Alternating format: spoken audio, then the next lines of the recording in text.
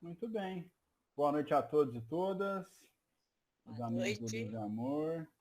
Mais uma segunda-feira aí reunidos para estudar a Gênese, esse livro que vai cada vez mais abrindo a nossa consciência. Cada vez que a gente estuda, a gente vai tendo um pouquinho mais claro o tamanho que é a criação divina, né?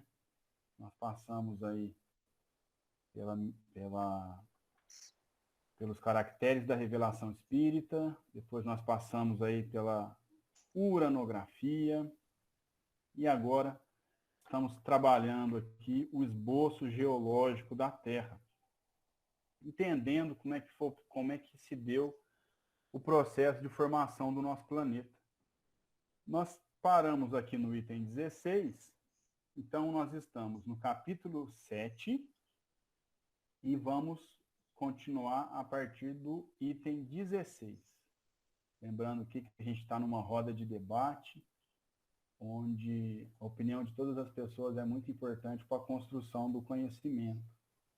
Então, quem se sentir à vontade, é só abrir o microfone, concordar, discordar, complementar. Nós estamos aqui estudando juntos.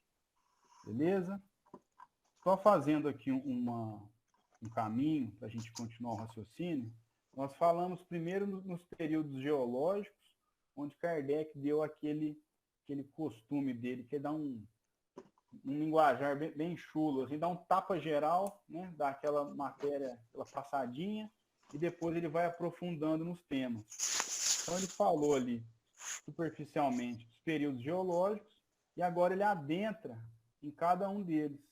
Nós estamos falando do estado primitivo do globo, onde nós vimos ali que a Terra era, vamos dizer assim, uma bola de fogo, né, um magma, que teve o resfriamento da crosta, né, da parte de fora, da casca, da casquinha dela. Então é a partir daí que a gente continua.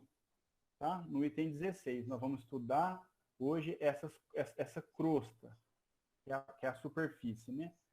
Só lembrando das camadas geológicas, que a primeira a crosta, aqui no estado primitivo, foi a primeira que apareceu ali em volta desse magma. E depois, com o passar do tempo, as camadas geológicas foram se sobrepondo, né? E hoje nós estamos em cima da camada geológica mais recente, né? Que é a superfície. Então vamos lá. Item 16. A experiência demonstra que a temperatura se eleva de 1 grau a cada 30 metros de profundidade. Então, Kardec aqui vai mostrar para nós que quando a gente se dirige ao centro da Terra, ele já falou um pouquinho disso, a temperatura aumenta. Por quê? Porque o magma, aquela bola de fogo inicial, ainda sustenta ali no centro da Terra uma temperatura elevada. Então, ele vai falar para nós o quê? Que a experiência demonstra que a temperatura se eleva 1 grau a cada 30 metros de profundidade. Então, se a gente cavar 30 metros, nesses 30 metros a temperatura vai aumentar 1 grau. E aí ele vai desenvolver um raciocínio. Então, se a cada 30 metros aumenta 1 grau, de onde se segue que a uma profundidade de 300 metros, o aumento é de 10 graus. A 3.000 metros, 100 graus. Temperatura da água a ferver. Né? Então, a gente tem uma ideia. 100 graus é quando a gente consegue ferver a água para passar o café. Aquela água ali que ferveu está a 100 graus. A 30.000 metros, ou seja, 7 ou 8 léguas, de 1.000 graus a 25 léguas, de mais de 3.300 graus. Temperatura a que nenhuma matéria conhecida resiste à fusão. Ou seja, numa temperatura dessa, 3.300 graus, nós não conhecemos nenhuma matéria que não derreta, que não se funda. Né? E aí Kardec conclui, daí ao centro, ainda há um espaço de mais de 1.400 léguas. ou de 2.800 léguas em diâmetro, espaço que seria ocupado por matérias fundidas. Então, à medida que a gente aprofunda 30 metros, aumenta 1 grau. E Kardec vai fazendo a conta para nós. Então, se a gente aumentar 300, vai ser 1.000 graus. Se a gente for a 30 mil metros, 1.000 graus. Ou seja, começa a chegar num ponto que a temperatura é tão elevada que nós temos dificuldade de conceber. A gente não conhece matéria que consiga se manter sem fusão nessa temperatura. E a gente vai entendendo, então, que o centro da Terra tem temperaturas elevadíssimas. Mas elevadíssimas a ponto de nós não termos condições nem de calcular direito a quanto seria exatamente essa temperatura. Conquanto não haja aí mais do que uma conjetura, né, mais do que uma hipótese, uma presunção, julgando da causa pelo efeito, tem ela todos os caracteres da probabilidade e leva à conclusão de que a Terra ainda é uma massa incandescente, recoberta de uma crosta sólida da espessura de 25 léguas no máximo, o que é apenas a 100ª-vigésima parte do seu diâmetro. O que Kardec está falando aqui para nós? Vamos acompanhar o raciocínio dele. Então, partindo desses pressupostos que ele apresentou, dessas hipóteses, né, ou da conjetura, se a gente for julgar a causa pelo efeito, se a gente pensar que lá no centro da Terra a temperatura está tão elevada assim, há uma probabilidade de que a Terra ainda é uma massa incandescente. Então, qual que seria a diferença daquela bola de fogo inicial para hoje? A diferença é que basicamente, né, é que aquela bola de fogo inicial criou-se uma crosta, uma casca em volta dela. E depois se sucederam as camadas geológicas. Mas a bola de fogo ainda está ali, até hoje. A diferença é que ela está encapada, ela está envolta na crosta que resfriou, que nós vamos tratar daqui a pouquinho, e das camadas geológicas por cima. Então a gente consegue chegar a essa conclusão. Proporcionalmente, aí ele vai falar da espessura. Ele trata que a espessura dessa crosta é de aproximadamente 25 léguas, né? O que seria a 100ª-vigésima parte do seu diâmetro. Ou seja, se a gente fizer uma comparação da crosta com o tamanho da Terra, essa crosta é fina. Essa crosta que a gente tem dificuldade de furar, que a gente fura e não consegue chegar lá no centro da Terra, proporcionalmente, pelo tamanho da Terra, ela é fina. O Caio, é menos de 10%. Sim, é verdade. Eu não fiz esse cálculo, mas é isso mesmo. Tanto é, Tony, que ele fala aqui, ó, é menos que a espessura da mais delgada casca da laranja. Uma laranja da casca fininha, a espessura da terra, da crosta, é mais fina, proporcionalmente ao seu tamanho, né? Isso que não pode cavucar muito, né, cara? Ué, se for para achar água, tá até valendo, hein, Zé? Ô, Tony. É verdade. Né? O problema é chegar no magma aí não dá. Mas então, se a gente fizer esse raciocínio de Kardec, a gente conclui que a crosta é fina, pelo tamanho da Terra. Então a gente chega à conclusão, para mim, surpreendente, de que a Terra ainda é uma bola de fogo. Só que ela está coberta de uma crosta e das camadas geológicas. Né? Muito interessante.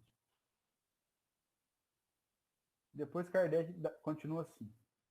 Aliás, é muito variável a espessura da crosta terrestre, porquanto há zonas, sobretudo nos terrenos vulcânicos, onde o calor e a flexibilidade do solo indicam que ela é pouco considerável. A elevada temperatura das águas termais constitui, igualmente, indício de proximidade do foco central. Então, a crosta ela é variável, né? A espessura da crosta é variável, porque a gente tem, não é uniforme, né, a crosta da Terra, né? Nós não estamos numa bola de sinuca, né? Ela tem diversas variações, aí a Ana deu bons exemplos para nós aqui, né? E um outro indicativo que Kardec apresenta para nós dessa temperatura elevada são as águas termais, né? Já foi em Ibirá, Araxá, Águas de Lindóia, esses lugares, né? Que é onde há águas termais, né? Águas que vêm do centro da Terra. A água chega aqui à superfície com uma temperatura, Caldas Novas também, né? Mais conhecido, chega aqui com temperaturas maiores do que a nossa, né? Do que a gente está acostumado. Então, é mais um indício da proximidade com o foco da Terra. Item 17. Ok. Fique à vontade, Tony. 25 léguas? A crosta? É 120 quilômetros. 25 léguas é 120 quilômetros? 0,7. Daqui em Ribeirão, mais ou menos. Um pouquinho mais, né? Um pouquinho mais. Daqui em Ribeirão. Daqui em Sertãozinho. E a gente não consegue. A Ana teve uma das reuniões que ela comentou que a gente não consegue perfurar muito, né? A gente começa a encontrar dificuldades também pela temperatura. Né? A gente ainda não está com essa mecânica tão avançada para perfurar a Terra tão profundamente. Item 17.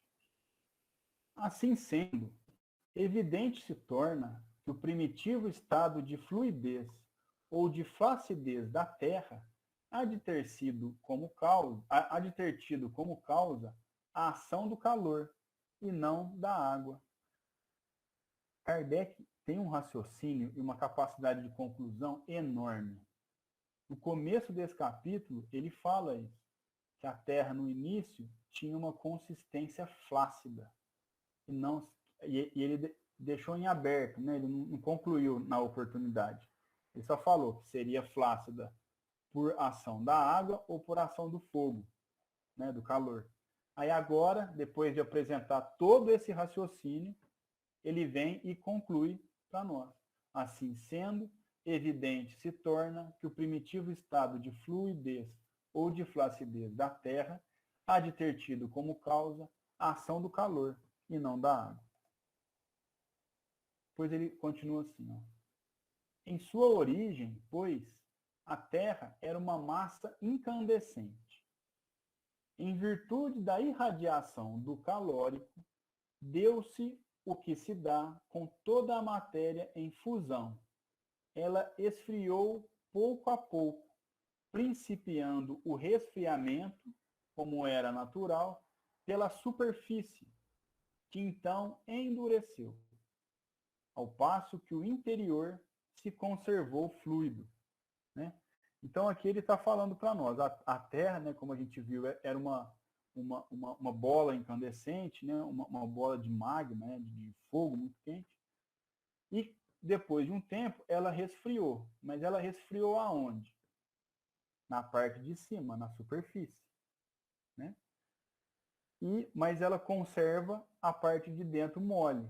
É igual quando a gente faz um mingau de maisena, um mingau de aveia, a parte de cima endurece, fica durinha, fica até mais fria, mas o interior continua quente. Guardadas todas as proporções possíveis, a gente pode entender o que aconteceu com a Terra, quando era essa matéria incandescente. Ela esfriou pouco a pouco na superfície, mas conservou no seu interior o fluido.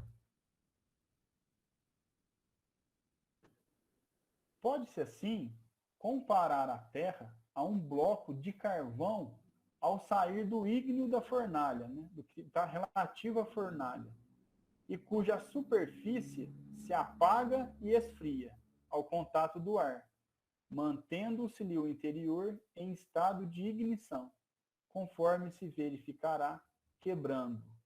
Então, se a gente tira um carvão que está em brasa, aquela brasa, que está vermelhinha, se a gente tira, ele escurece, ele fica cinza, né? Ou escurece a parte de fora, porque aquela parte de fora diminuiu a temperatura.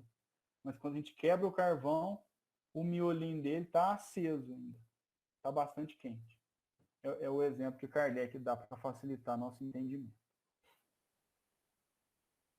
Item 18. Na época em que o globo terrestre era uma massa incandescente, não continha... Isso aqui, gente, é interessante demais. Vocês desculpa, isso aqui é... Eu fui estudar isso aqui, eu li e fiquei, acho que, sei lá, uns 5 minutos perdido no espaço aqui pensando, que é fantástico. Ó, na época em que o globo terrestre era uma massa incandescente, não continha nenhum átomo a mais nem a menos que hoje. Olha que fantástico. Quando a Terra era uma bola incandescente, uma massa incandescente de temperaturas incalculáveis, ela não tinha nenhum átomo a mais do que ela tem hoje. A diferença foi a transformação das matérias que compunham essa bola de fogo. Ou seja, a gente pode concluir que dessa massa incandescente, que era a Terra no seu início, tudo que veio depois, a crosta, a água, a vegetação, todos os seres orgânicos, os minerais, foram apenas a manipulação das matérias que já encontravam ali. Ou seja, não veio nada de fora. Né? Não veio nada de fora. Tudo partiu daquela bola incandescente, flácida, e foi se transformando, as matérias foram se separando, os gases foram se separando, e deram origem a tudo que nós encontramos na Terra, desde do átomo que compõe o corpo de um peixe, até o ar, até as folhas, o nosso corpo, a madeira. Isso eu achei fantástico, porque é a comprovação daquela máxima que na natureza tudo se transforma. Ou seja, uma parte daquela bola de fogo se transformou em água, se transformou em grama, se transformou em laranja, caju, tudo que tem aqui. Né? E isso eu achei fantástico. Então, na época em que o globo terrestre era uma massa incandescente, não continha nenhum átomo a mais nem a menos do que hoje. Apenas, sob a influência da alta temperatura, a maior parte das substâncias que a compõem e que vemos sob a forma de líquidos ou de sólidos, de terras, de pedras, de metais e de cristais, se achavam em estado muito diferente. Ou seja, as pedras, as montanhas, já estava tudo lá, só que estavam em estado diferente. E as transformações que vieram das leis naturais, que transformaram parte daquela bola de fogo nessas maravilhas que a gente vê na natureza, né? Que a gente vê essas paisagens e que a gente vê tudo que tem aqui no nosso planeta. Simplesmente sensacional. É para aquele que duvida da existência de Deus sentar e chorar, porque aí começa a não dar para negar mais, né? Kardec continua assim. Sofreram unicamente uma transformação. Em consequência do resfriamento, os elementos formaram novas combinações. Né? Então, em consequência desse resfriamento, os elementos que se encontravam ali foram se transformando, se combinando, se dividindo. Né? O ar, enormemente dilatado, de certo se estendia a uma distância imensa. Toda a água, forçosamente transformada em vapor, se encontrava misturada no ar, misturada com o ar. Todas as matérias suscetíveis de se volatilizarem, volátil é aquela substância que passa rapidamente do estado líquido para o gasoso. Então, todas as matérias, né, que poderiam transformar em gás rapidamente, todas as matérias suscetíveis de se volatilizarem, tais como os metais, o enxofre, o carbono, se achavam em estado de gás. O da atmosfera nada tinha, portanto, de comparável ao que é hoje. A gente comparar a atmosfera daquela época, é totalmente diferente da atmosfera que nós temos hoje. Por quê? Porque os metais que nós temos aqui estavam em estado gasoso. Eles estavam misturados naquela atmosfera. Né? Hoje a nossa atmosfera já não contém esses metais dessa forma. Né? Então é totalmente diferente. A densidade de todos esses vapores lhe dava uma opacidade que nenhum raio de sol podia atravessar. Veja, essas substâncias, né, em estado gasoso deixavam o ar opaco, a ponto de que os raios de sol não entravam na Terra. Né? A gente pode pensar que hoje os gases que se encontram na nossa camada de ozônio, eles filtram um pouco do ar. O ar não entra um pouco dos raios solares. Né? Eles não entram diretamente, eles passam como se fosse um filtro. Naquela época, era tão opaco que nem passava raio de sol. Tamanha era a opacidade da atmosfera. Se nessa época um ser vivo pudesse existir no planeta, na superfície do planeta, apenas seria iluminado pelos revérberos sinistros da fornalha que lhe estavam sob os pés e da atmosfera embraseada. Revérberos são os reflexos da luz, do calor, né? Do que irradia da luz e do calor. Então ele está falando que se naquela época tivesse um ser vivo aqui no planeta, ele não seria iluminado pelo Sol, ele seria iluminado pelos reflexos do calor que estavam sob os seus pés, que estavam na Terra, né? Que era muito quente, muito forte a luz. Então a luz que tinha na Terra vinha do centro, não vinha do Sol. E se ali existisse um ser vivo, né, ele termina dizendo, ele nem sequer suspeitaria da existência do Sol, porque a atmosfera era muito opaca. Né? Então vejam as transformações que o nosso planeta passou durante esse período. Vocês dão licença, vou só dar um golinho de água aqui, que o tempo está seco.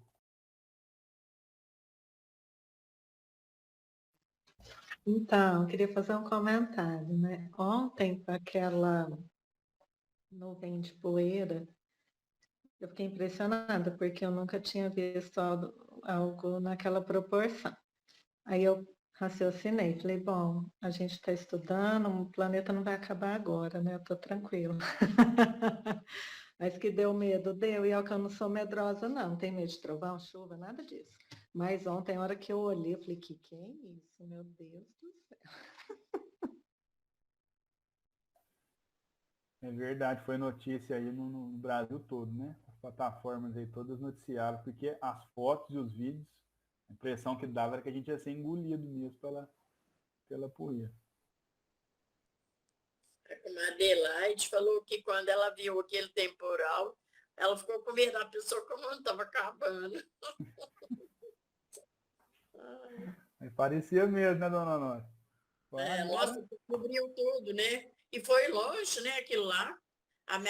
O meu neto, ele é casado com a moça lá do Carmo do Rio Claro. Ela falou que lá também deu poeirão. Diz que é Ribeirão Preto, né? Falaram que veio acho que de Sorocaba, Piracicaba, não sei, essa poeira. Mas como diz a Gisele, né, dona Nora? A gente fica mais tranquilo, porque a gente está estudando aqui. A Terra vai demorar um pouquinho para acabar. Então a gente fica um pouco mais tranquilo, né? A Gil falou para mim ontem assim, mãe, acho que o mundo vai acabar com fogo. Porque falava que ia acabar com água, né? Agora o fogo está pegando em todo lugar, né? É verdade. E a senhora está vendo aí que a gente começou foi com fogo. A Terra começou, era mais quente que o nosso fogo aqui, né? Era temperaturas elevadíssimas, né? Bom, vamos lá. Agora Kardec vai explicar para nós sobre o período primário. E aí ele vai passando os períodos e a gente vai entendendo esse caminho, né, que a Terra passou até chegar no estado que ela se encontra. Vamos lá. Item 19. O primeiro efeito do resfriamento, né, porque, só lembrando, era uma bola de fogo, né, uma massa incandescente, que teve um resfriamento na crosta. Vamos lá. O primeiro efeito do resfriamento foi a solidificação da superfície exterior da massa em fusão e a formação aí de uma crosta resistente. Então, o primeiro efeito do resfriamento foi esse endurecimento da crosta, né? Essa solidificação, o que era líquido ali, transformou-se em sólido, ficou duro, uma crosta dura. Que delgado é fino, né? Que delgado no princípio era bem fininho, gradativamente se espessou. Então, gradativamente, essa crosta, que no início era bem fininha, ela foi engrossando, ela aumentou a sua espessura. E aí ela aumentou a sua espessura com o quê? Justamente com as camadas geológicas que nós estamos estudando. Teve esse resfriamento inicial, formou a primeira crosta fininha, e com o passar do tempo foram se formando as camadas geológicas que nós estamos vendo aqui. Kardec fala assim para nós, ó. Essa crosta, essa primeira crosta aqui, formou com o resfriamento da superfície dessa bola incandescente, constitui a pedra chamada granito, de extrema dureza, assim denominada pelo seu aspecto granuloso. Então, a pedra aí que a gente conhece por granito foi essa primeira crosta, né? Esse primeiro resfriamento, essa primeira crosta formou o granito. Nela se distinguem 3 substâncias principais: o feldespato, o quartzo ou cristal de rocha e a mica. Esta última, a mica, né, tem um brilho metálico, embora não seja um metal. Depois, quem interessar procurar a mica na internet, tem umas fotos aí bem bonitas. A camada granítica, que é essa camada, né, como é que chama? De granito, né? A camada granítica, essa primeira, foi, pois, a primeira que se formou no globo. É a que envolve por completo, constituindo, de certo modo, o seu arcabouço ósseo. Então, como ela foi a primeira, ela está presente no globo todo. Foi aquela primeira camada. Tá? É o produto direto da consolidação da matéria fundida.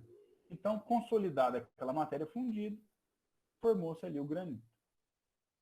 Sobre ela e nas cavidades que apresentava a sua superfície torturada, foi que se depositaram sucessivamente as camadas dos outros terrenos, posteriormente formados. Então, sob a camada do granito, é que se formaram os outros terrenos, né, que são as outras camadas geológicas, até chegar aqui nas que nós estamos. Né? O que a distingue desses últimos, né, o que distingue essa camada inicial do granito das outras superfícies, é a ausência de toda e qualquer estratificação. Né? Não tem estratificação nela. Quer dizer, ela forma uma massa compacta e uniforme em toda a sua espessura, que não é disposta em camada. Então, o Kardec está falando para nós aqui que o granito, essa camada é uniforme, né, em toda a sua espessura. Então, a primeira camada, que é a que envolve essa bola incandescente, que é o granito, ela é uniforme em toda a sua espessura. Depois, nas camadas geológicas, já não vai ser assim. Por quê? Porque se a camada geológica é o registro, né? São os depósitos daquela vegetação, ela não está igual no globo todo.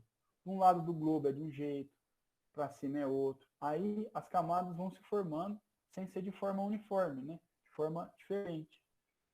O granito não. O granito é a única camada que vai se formar em volta do globo todo de maneira uniforme. A efervescência da matéria incandescente havia de produzir nela numerosas e profundas fendas, pelas quais essa matéria extravasava. Então, por conta da efervescência, né, da matéria que estava lá dentro, né, dentro dessa camada de granito, por conta dessa efervescência, produziu no granito numerosas e profundas fendas, pelas quais a matéria, que é aquela matéria interior, extravasava, né? Ela vazava por essas fendas. Muito bem. Item 20. O efeito seguinte do resfriamento foi a liquefação de algumas matérias contidas no ar em estado de vapor, as quais se precipitaram na superfície do solo. Ou seja, outro efeito, né, o primeiro efeito do resfriamento foi a formação dessa primeira camada, do granito. O efeito seguinte foi a liquefação. Liquefação é transformar em líquido. Liquefação de algumas matérias contidas no ar, em estado de vapor. Então, algumas matérias que estavam no ar, que eram vapores, transformaram em líquido, né? E se precipitaram na superfície do solo, ou seja, choveu. Com o resfriamento, algumas matérias que estavam no ar viraram água, e essa água, por força da gravidade, caiu na superfície desse granito, né? Dessa primeira camada. Houve então chuvas e lagos de enxofre e de betume, verdadeiros regatos de ferro, cobre, chumbo e outros metais fundidos. Então, houve essas chuvas de metais, né? De enxofre, de betume. Essas matérias se transformaram em líquido e caíram na terra. Ao cair na terra, o que aconteceu? Kardec fala para nós, ó. Infiltrando-se pelas fissuras, essas matérias constituíram os veios e filões metálicos. Então, um pouquinho para trás, Kardec fala que o granito, essa primeira camada, por conta da efervescência da matéria de dentro, formou rachaduras, formou fissuras, né? Então, imagina que tem uma rachadura lá. Quando teve essa chuva, por conta que formaram essas chuvas e lagos de enxofre, de betume, essa chuva infiltrou nessas fissuras, nessas rachaduras que haviam na superfície, e formou-se daí veios e filões metálicos. Eu até peguei o termo aqui para a gente estudar. Ó. Veio é a designação dada em geologia e petrologia a corpos foliares de materiais distintos, por vezes com apenas alguns milímetros de espessura, encaixados no interior de uma massa rochosa ou rocha. Ou seja, quando choveu e esses metais caíram na terra, eles... Ô, Caio. Oi, Ana, fica à vontade. Esse material que sobe do magma, certo? E penetra também nessas fendas, chama-se intrusão magmática.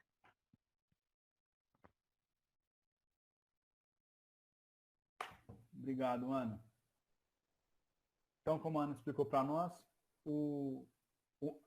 é quando sobe, né, Ana, a intrusão magmática, né? Exatamente. Isso mesmo, então entendi direitinho. E também, Caio, é bom pontuar que essa camada pastosa, ela se divide em duas. Uma delas, eu custei lembrar aqui, porque faz muito tempo que eu não lido, né, com esse material, mas puxando pela memória, é formada por duas camadas. Uma recebe o nome de Sial, composta de silício e alumínio, e a outra de cima, composta por silício e magnésio. E além dessas duas camadas, existe o núcleo, que é formado por níquel e ferro. E devido às pressões elevadíssimas, esse núcleo é sólido. Veja bem, hein? Apesar das elevadíssimas temperaturas. Então, fica aí para vocês as camadas da estrutura interna da Terra a partir da crosta, que já foi bem comentada. E as maiores profundidades perfuradas até hoje por poços, né, inclusive petrolíferos, são de 12 quilômetros. Pra você ter uma ideia, né? Que o homem conseguiu perfurar. Então, é muito pequena a profundidade de perfuração. Muito bem. Então, se para chegar no centro da Terra, a gente tem que ir daqui a passar um pouquinho em Ribeirão, nós conseguimos 12, nós só chegamos em Restinga, por enquanto. Tem que andar mais aí uns 110 quilômetros para conseguir atingir o centro. Então, vejo como a gente ainda está longe disso. Então, para você ver a importância do silício, que ele está presente aí, né? Uhum. Nas duas camadas.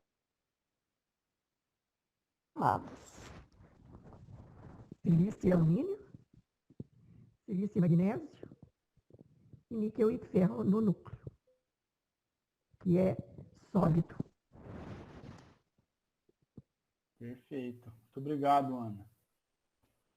Então, nesse finalzinho aqui, que Kardec estava nos explicando aqui, que nessa chuva, a chuva de metal e que entrou nessas fissuras, formaram esses veios, né? Como se fosse um caminhozinho, uns filetes ali de metal. Muito bem. Depois Kardec continua assim, ó. Sob o influxo desses diversos agentes, a superfície granítica experimentou alternativas decomposições. Produziram-se misturas e formaram os terrenos primitivos propriamente ditos, distintos da rocha granítica, mas em massas confusas e sem estratificação regular. Então, imaginem a influência desses diversos agentes que vieram da liquefação dos gases, porque ali tinham várias substâncias, na superfície. Então foram várias as mudanças, né? Produziram-se misturas e aí formaram-se terrenos, os terrenos primitivos propriamente ditos. São distintos da rocha granítica. Então a rocha granítica é a casquinha inicial. Quando se fala em terreno primitivo, já é após essas chuvas, a mistura dessas substâncias, aí sim se formaram os terrenos primitivos. Kardec continua assim, ó. Vieram a seguir as águas que, caindo sobre um solo ardente, se vaporizaram de novo, recaíam em chuvas torrenciais, e assim sucessivamente, até que a temperatura lhes facultou permanecesse no sólido em estado líquido. Então, depois dessas ocorrências que ele passou para nós, as águas caíram no solo, elas caíam e já evaporavam, porque o solo era muito quente.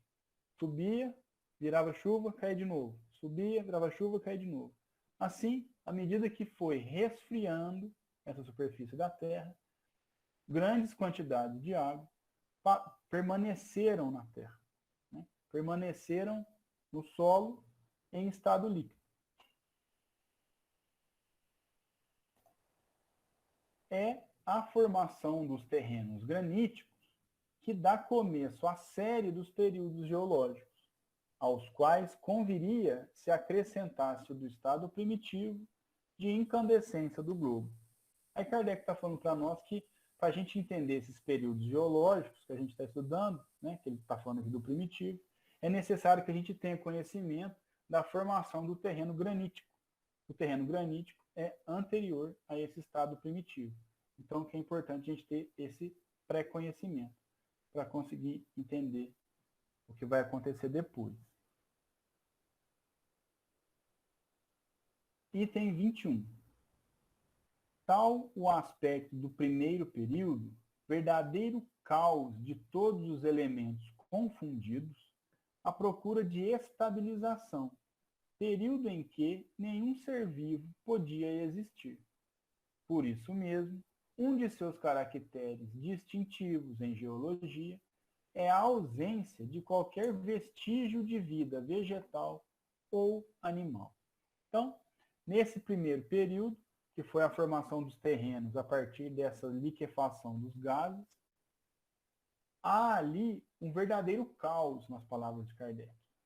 A Terra buscava um equilíbrio, uma estabilização, porque ainda havia muitos materiais misturados e ainda não tinha conseguido uma estabilização. E por isso mesmo, por falta de equilíbrio, não poderiam existir naquela época seres vivos, como nós conhecemos hoje, seres orgânicos. E aí ele fala que essa, então, é uma das características principais dos terrenos primitivos. Não há vestígio de vida vegetal ou animal. Nós não vamos encontrar, então, nos terrenos primitivos, fósseis, como a gente vinha falando, que são os depósitos de vegetação e de animais. Então, essa é uma característica desse primeiro estado que a gente está estudando, o estado primitivo, os terrenos primitivos. Impossível se torna assinar durante determinada a esse período, do mesmo modo que aos que lhe seguirem. Peraí, deixa eu ler de novo. Impossível se torna assinar durante determinada a esse período, do mesmo modo que aos que lhe seguiram. Mas, dado o tempo que se faz mister para que uma bala de um determinado volume, aquecida até ao branco, se resfrie na superfície, a ponto de permitir que uma gota d'água possa sobre ela permanecer em estado líquido, calculou-se que essa bala tivesse o tamanho da Terra. Necessários seriam mais de 1 milhão de anos. Então, o que ele está falando para nós? Ele está falando como é que pode ser feito um cálculo para saber quanto tempo que durou esse estado primitivo. Então, ele usou o termo bala. Eu não sei se ele estava se referindo aqui, que eu não sei sinceramente, se seria uma bala de um mosquete, ou como se fosse uma bala de revólver hoje em dia, né? Mas imagina que essa bala muito quente. Então, se a gente pinga uma gota de água, ela possa estar muito quente, ela possa permanecer sem que ela se evaporasse, então ela precisava de um resfriamento da superfície. Eles fizeram quanto tempo que demorou para isso. E a partir daí calculou-se, se essa bala tivesse o tamanho da Terra, quanto tempo seria necessário para que a gota d'água pudesse chegar aqui e não evaporar, né? A partir do conhecimento que ela começa com temperaturas muito elevadas. Então eles falam que seria necessário mais de 1 milhão de anos. Então esse período da formação dos terrenos primitivos, em que chovia, evaporava, até conseguir fazer uma formação de águas paradas na Terra, durou aproximadamente 1 milhão de anos. Todo esse período que ele está contando para nós aqui, para a formação desse primeiro terreno primitivo. Muito bem. Eu acho que eu vou começar o período de transição e aí depois a gente continua depois, né? Depois do período primitivo, período de transição. Né? Tudo que é transitório é que está deixando de ser uma coisa para ser outra. Né? Então, se ele é transição, é porque esse período está se transformando num período que vai ter alguma coisa diferente. A gente vai ver aqui o que é. Item 22. No começo do período de transição, ainda pequena era a espessura da sólida crosta granítica. Portanto, resistência muito fraca oferecia a efervescência das matérias enfogadas. Enfogado é o que está em chamas, que ela cobria e comprimia. Então vamos lá. A gente pensa naquela bola incandescente inicial. Forma-se com resfriamento a crosta granítica, muito fina ainda. Justamente por ser fina, o que acontecia? Ela não conseguia segurar totalmente a matéria em chama que estava dentro dela, que ela cobria. Né? Então, ó, ela oferecia pouca resistência, resistência muito fraca, oferecia a efervescência da matéria em chama que estava lá dentro. E ele continua, ó, produziam-se, pois, intumescências, né, que é a característica do que está inchado. Intumescência, né? Faz isso aqui, ó, a pressão lá de dentro. Então faziam-se, pois, intumescências, despedaçamentos numerosos por onde se escapava a lava interior. O solo apresentava desigualdades pouco consideráveis. Então, nesse período de transição, onde tinha essa crosta de granito, por ela ainda ser muito fina, ela não aguentava assim, totalmente segurar aquela lava quente que estava lá dentro. Então, tinha erupções, uns pequenos vazamentinhos, vamos dizer assim. Né? Tinha essas intumescências, tinha despedaçamentos, né, dessa crosta, por onde escapava a lava interior. Então, tinha uns vazamentos de lava, vamos dizer assim. As águas, pouco profundas, cobriam quase toda a superfície do globo, com exceção das partes soerguidas, que, formando terrenos baixos, eram frequentemente alagados. Então, a água que existia ali, ela cobria quase que o globo inteiro. Só algumas partes que não, que seriam umas partes que estavam soerguidas, né? Que elas tinham sido levantadas acima do nível das águas que ele continha. Mas como o soerguimento ainda era muito baixo, constantemente esses terrenos eram alagados. A água constantemente cobria essas partes soerguidas. O ar gradativamente se purgara, né? Gradativamente o ar se tornou mais puro das matérias mais pesadas, temporariamente em estado gasoso, as quais, condensando-se por efeito do resfriamento, se haviam precipitado na superfície do solo, sendo depois arrastadas e dissolvidas pela água. Então, as matérias mais pesadas do ar, elas foram se condensando, se resfriando e se precipitando no solo. O ar foi ficando mais puro, foi ficando com menos substância. Né? Essas substâncias se condensaram, vieram ao solo, né, como a gente viu aí, por conta da liquefação, e acabaram sendo dissolvidas e arrastadas pelas águas. Quando se fala de resfriamento naquela época, deve-se entender essa palavra em sentido relativo, isto é, em relação ao estado primitivo, porquanto a temperatura ainda havia de ser ardente. Né? Então é um alerta de Kardec, porque ele está falando aqui de resfriamento, mas é resfriamento em comparação à temperatura que aquela lava estava, né? Porque um resfriamento daquele lá, a gente fritava lá, derretia. Então, não dava para pensar que estava um friozinho gostoso lá, não. Estava quente demais.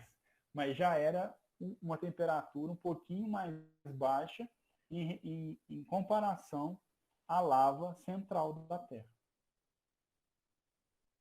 Os espessos vapores aquosos que se elevavam de todos os lados da imensa superfície líquida recaíam em chuvas copiosas e quentes, que obscureciam o ar. Entretanto, os raios do Sol começavam a aparecer através dessa atmosfera brumosa. Então, subia, né, dessas águas quentes, vapores espessos, né, uma fumaça branca mesmo, assim, nem espesso no sentido da gente grossa mesmo, né? Subia esse vapor espesso que se transformava em chuva e caía chuva quente, né?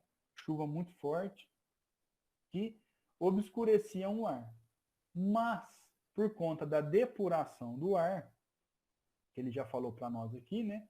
Que as substâncias iam se liquefazendo e caindo, o ar foi se tornando mais puro. Com essa purificação do ar, né, da atmosfera, os raios de sol já começavam a penetrar na Terra. Já passava ali um solzinho que conseguia passar por essa atmosfera brumosa, né? Essa atmosfera que ainda era uma nuvem, assim, né? Era um pouquinho espessa, mas alguns raios de sol já passavam. E para terminar a nossa reunião de hoje, terminando o item 22, Kardec diz o seguinte: uma das últimas substâncias de que o ar teve de expurgar-se, por ser gasoso o seu estado natural, foi o ácido carbônico, então um de seus componentes. Então, uma das últimas substâncias que o ar, que a atmosfera expurgou, né, expulsou, acabou deixou de fazer parte da atmosfera, foi o ácido carbônico, que até então fazia parte da atmosfera, mas que depois deixou de fazer parte. É isso aí. Vamos tomar um chá, porque o trem aqui foi pesado. Hoje o chá tem que dobrar. Apesar de que nesse calor pode ser um chá gelado, né, gente? Pode, né, cara? Melhor, né? Eu acho. Mas é Mas isso aí, muito bom, viu, Caio? Muito bom isso tudo. É difícil, mas é bom e bonito. Né, Maurício? Demais, né? A gente fica até meio tonto, né? O Caio tem a ciência de explicar direitinho aí. Ele vai ficar um geólogo, viu? É verdade. Ele estuda, ele prepara, né? É verdade. Parabéns mesmo. Parabéns mesmo. O problema é que depois da reunião eu esqueço, Maurício. Aí não pode parar de estudar. Eu achei que fosse só eu que esqueci. Mas o importante é que o Tony falou quando a gente estava estudando a oronografia, o Tony falou uma coisa que me marcou, e é verdade. A gente não tem que decorar, né? É importante que a gente entenda. Né? Se a gente entender e já conseguir ler o livro de forma mais clara, aos poucos a gente vai solidificando esse conhecimento aí, a ponto de conseguir realmente introjetar na gente, né? Porque realmente é um estudo pesado, né? Mas Kardec escreve muito bem, ele é muito claro, né? Cientista, né, gente? Cientista, a conversa é outra. E aí a gente consegue absorver o que ele passa. Mas eu acho também que, como é feito as prestações, assim, toda segunda um pouquinho, aí dá para absorver legal, porque se você for sentar e estudar, você fica doidão, viu? É verdade. É isso aí. Alguém quer fazer algum comentário, pessoal? A gente tem uns minutinhos ainda, fiquem à vontade. Eu só quero dizer que cada evento desse obedece a um determinado período que durou milhões de anos. Então, todos esses eventos foram realizados devagarinho, através de milhões de anos, nos diferentes períodos das eras geológicas.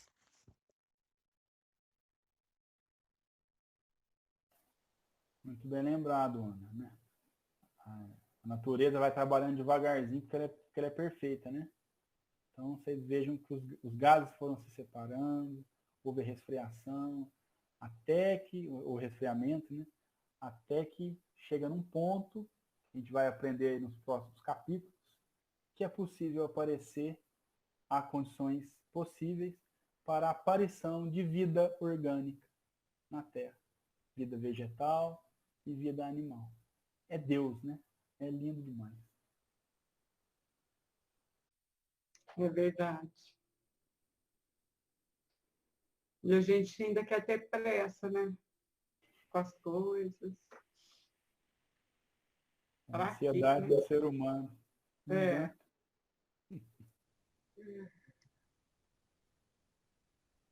Então tá, meus amigos, é isso aí. Aí na semana que vem, a gente continua a partir do item 23. Vou marcar no meu livro aqui para não perder.